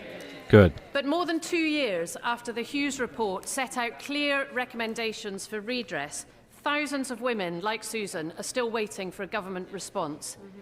So can the Prime Minister tell Susan and the thousands of other women like her how much longer they will have to wait? Minister. Can I thank her for raising Susan's case, and it's really important that she does so, and I'm deeply sorry for the enduring harm that patients have suffered. Ministers have met campaigners and the Patient Safety Commissioner to discuss their recommendations, and I can assure her we will provide a full response to the Hughes report recommendations at the earliest opportunity. And I'm happy for ministers to update her on the actions we've taken and to discuss the particular case that she's raised with me. Dr. Ellison-Gardner. I recently met with Graham and Malcolm, who bravely shared their lived experience of addiction to monkey dust, a synthetic cathinone causing significant problems in Stoke-on-Trent.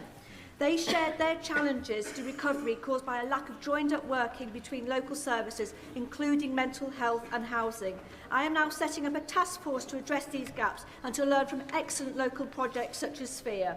Will the Prime Minister meet with me to discuss how, together, as a country, we can tackle this pernicious drug? Can I thank her for her work? She's right to highlight the growing threat posed by dangerous synthetic drugs. Alongside deploying new detection methods at the border to seize drugs, we're investing in better mental health support and drug addiction treatment with almost 26 million for Stoke-on-Trent. I'll ask the Health Minister to discuss her important work with her. Peter Fortune. Thank you very much, Mr. Speaker. And as we move towards the Easter recess, I'm sure the Prime Minister's thoughts are turning to the miracle of resurrection. But constituents in Bromley and Biggin Hill have asked me to resurrect something, and that is cash in shops.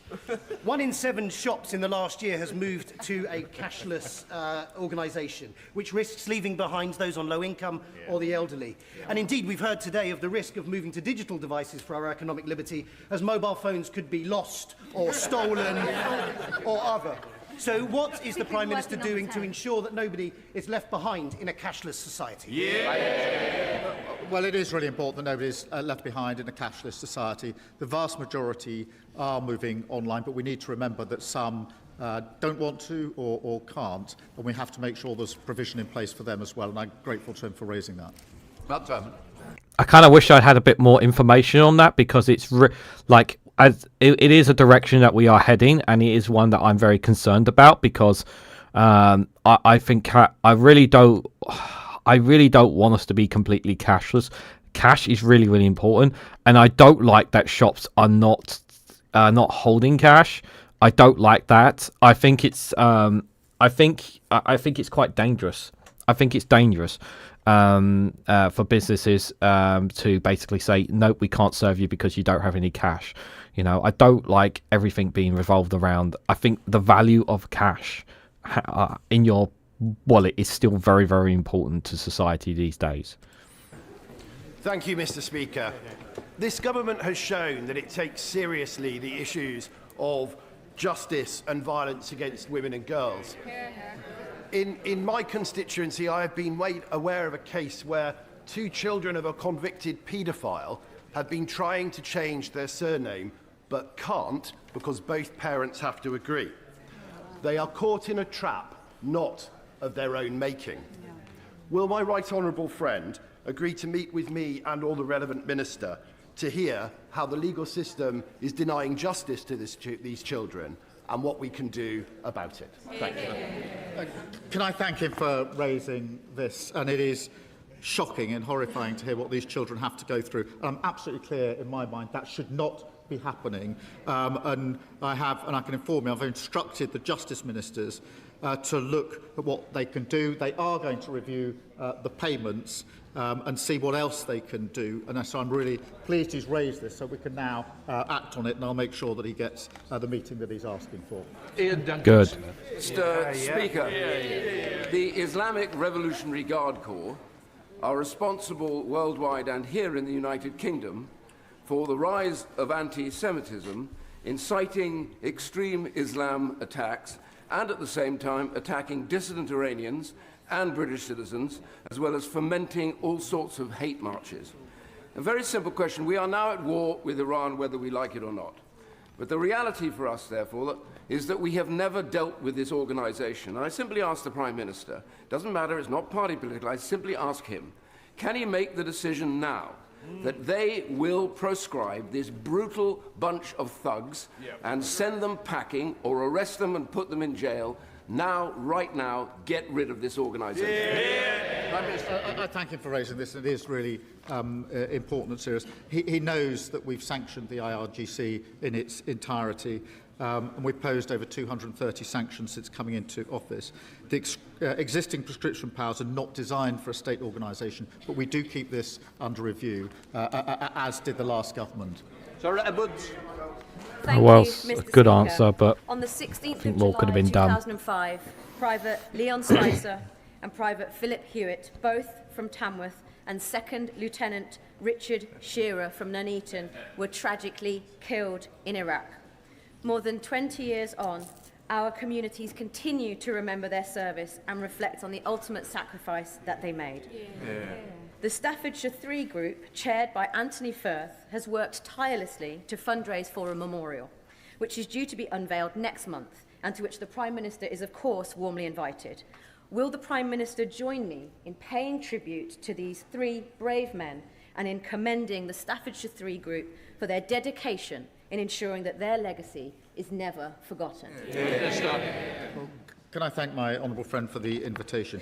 And can I join her in paying tribute to Private Leon Spencer, Private Philip Hewitt, and Second Lieutenant Richard Shearer? Their bravery and sacrifice in defence of our values will never be forgotten, and I'm delighted to hear a memorial will be unveiled.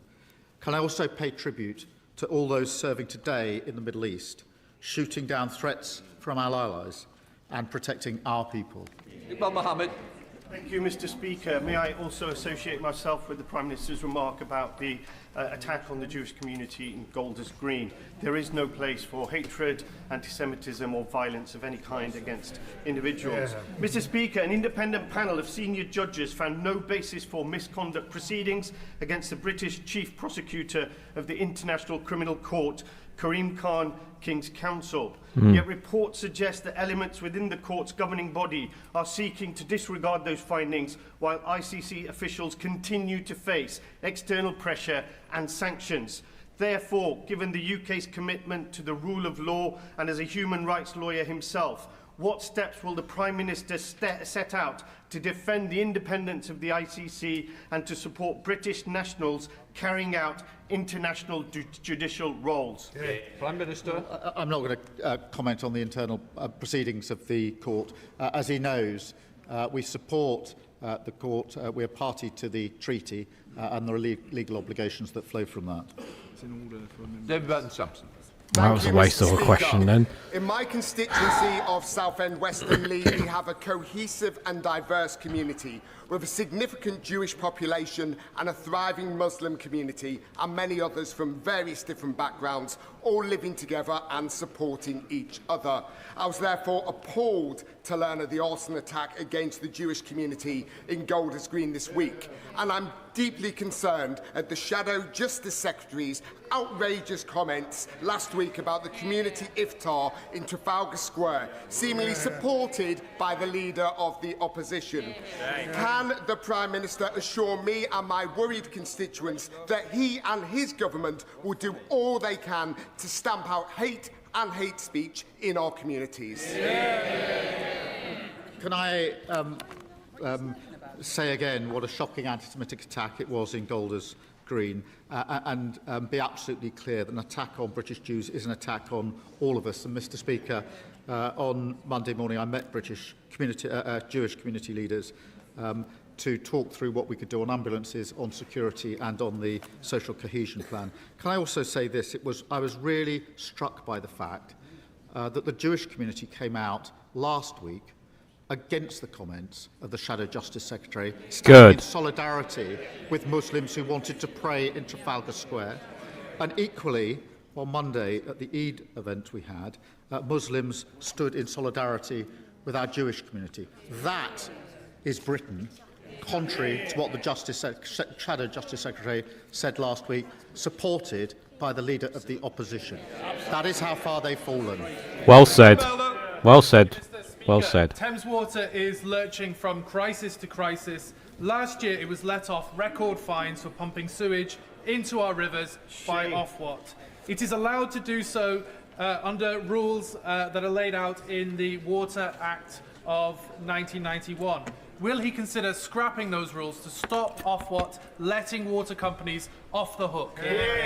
Prime Minister. Well, can I thank him for raising this? And it is deeply concerning, and we're looking at what more we can do because it's been too much of too concern for too long, and so we need to act. Red Thomas. Mr. Speaker, as the COVID inquiry graphically laid bare last week, the NHS was starved of the investment it needed under the party opposite. Nowhere more so than at Northwick Park Hospital, whose brave and extraordinary staff worked round the clock during COVID, looking after many of my constituents.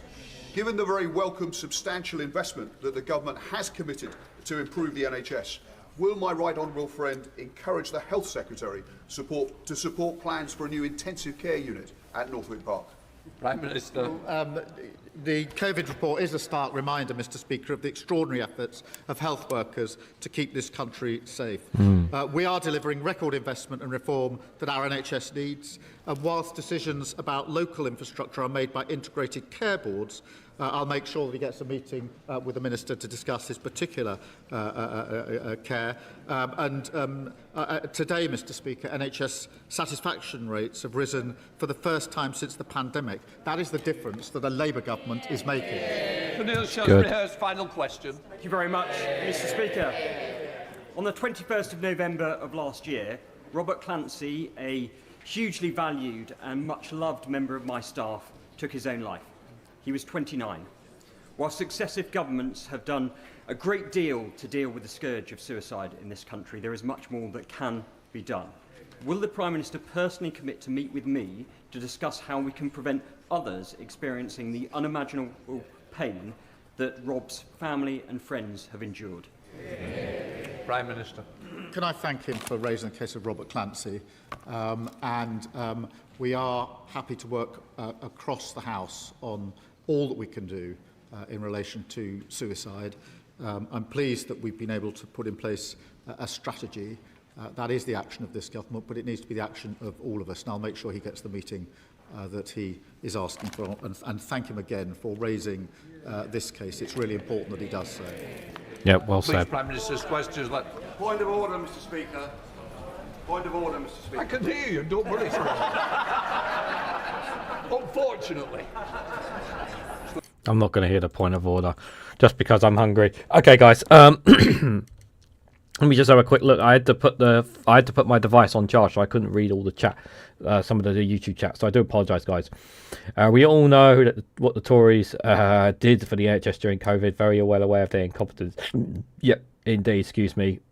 Yep. Thank you for saying that, Sheffield. My favourite doctor says Pete Dem. Don't give him a rank pagan private runway at best. Yeah. He's a real villain. Yeah, I'm dubbing the Colonel Runaway. Yeah, there'll be plenty of memes of Nigel Farage right now. Let me just give my thoughts, guys, before I go, because obviously I need to have lunch and I've got other work to do. I thought the questions by Kemi Badenoch were piss poor. I don't think they were very helpful. We know that she and her party are in with the oil and gas lobbyists there, and the fact that even Ed Davey kind of pointed out the failures of Kemi Badenoch makes her even more like a dumbass. So she didn't really portray herself very well, I have to say, with regards to this PMQs. I thought Ed Davey's questions were very good, although it wasn't getting the straightforward answers there. There was a lot of bashing there. Nigel Farage got his question in, and as soon as he got his pointless question in, ran away like a chicken with his tail between his legs. Apparently the rest of the chickens also flocked at the nest of Parliament as well there. It was good to see one or two stories of record investment in parts as well, so credit where credit is due to the government. Obviously the last question, of course, is a very serious one. We have discussed on this channel about mental health in the past, guys, and I've spoken in the past about how it has affected me, and I'm just going to check now for you guys. Next month in April, Wednesday the 8th of April is our next mental health live stream for those who want to talk about mental health, talk about depression, talk about those things. It is something that we do every couple of months here on this channel, because as someone who has dealt with mental health, many of you guys know about the very first mental health live stream where I talked about being at one of the lowest points in my life. It is a very serious issue, and one that we must that while I only do it every couple of months, I do feel it's good to have every now and then to talk about it there as well. So if you're interested in joining that next month, you can join me on a Wednesday night for that there, because hearing anybody taking their life is a terrible tragedy, and we must do everything we can to stop people taking their lives and to help them as best as we possibly can. And I do believe that the government I do believe this Labour government, regardless of political differences, it's really important that we try to help these people as much as we possibly can. And it was good to see that last question, that there was no partisan whatsoever. No, this is a very serious stuff. It's a very serious thing, and we need to do more to help it. So thank you guys very much for coming along today. Thank you for being here for as long as it has. We've gone nearly 2 hours long. Thank you to those who gave super chats today. Unfortunately, we didn't hit today's super chat goal today, which is unfortunate, but hopefully tonight we will reach hopefully tonight will be a better outcome. For those who don't know, I'll be going live tonight at 8 o'clock for Reganelite's watch along. We'll be watching and reacting to certain clips online on X. We'll probably be stuff from America, probably be stuff from the Iran war, probably stuff from the UK, some various stuff, but we will have a look at that tonight. So do join me for that. It is one of the most interesting live streams that we do here on this platform. But whatever your plans are, thank you guys all for coming along. Really appreciate it. Enjoy the rest of your day, whatever you guys are doing. But before I go, if you can for me, if you're on Twitch, hit that follow button. It'd be greatly appreciated. And hopefully, thank you, Revolutions, for being in the Twitch chat. It's nice to have some. It's nice to have someone chatting in the comments there. I appreciate it there. And by the way, you're more than welcome to also join the lovely chat on YouTube as well if you're ever feeling a bit lonely there as well. So I appreciate you coming out there. If you're on YouTube, if you can, please hit that like button, share us across social media, subscribe if you haven't already. And you can also check out Rumble and Patreon, guys, on there. I also have content dropping on Rumble and Patreon today at 12 o'clock on both those platforms, which is free to watch. You don't need to pay to see them, free to watch. So you can check them out as well for reference. So thank you all so much for watching, and I hope to catch you all very, very soon.